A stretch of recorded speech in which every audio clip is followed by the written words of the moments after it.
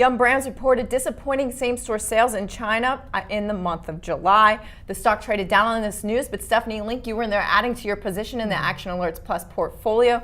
You seem to be betting that the China business is on the mend. I think the China business is on the mend from the avian flu and from the chicken supply issues last year, but it's going to be bumpy. So the negative 13 comp in China in July was disappointing. It was worse than the negative 6, negative 7 number. And the fact that the stock actually rallied 6.5% in the last 2 weeks, and Merrill Lynch upgraded the stock last Friday, the expectations were very high, maybe even better than negative 6 or 7 comp.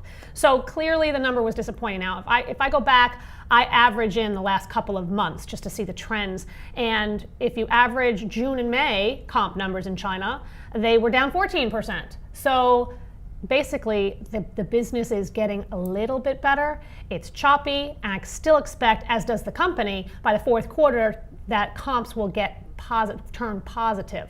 And again, by the fourth quarter. So I think they're on the right track. The story is not about this year. The story is about next year, and easy comparisons and positive operating leverage as they continue to cut costs and as demand gets better and they fix these problems for good. How do you feel about the macro environment over there? Because we saw that McDonald's also had a negative same-store sales number in Asia, and they said China remained negative. So that can't bode well for the whole industry. No, I think that China is in about a 7% GDP world, right? And so I think you're going to have a mix of some good and some bad. But I think what this company does in terms of new product offerings and continued investment for growth, not only in China, but also internationally, while keeping a lid on margins and costs, I should say just costs, not margins, they actually are positioned well for double-digit earnings growth and upper single-digit revenue growth. So I think you want to use these pullbacks to be buying for the long term.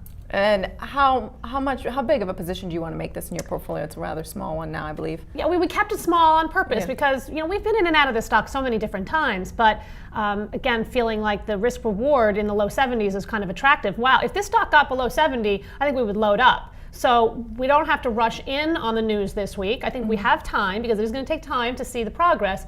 But I don't think the story is broken by any means. So under 70, I think we get more aggressive, but we'll still pick along the way. Okay, well there you have it. Stephanie Link and the Action Alerts Plus team. They believe in the long-term story of Yum Brands.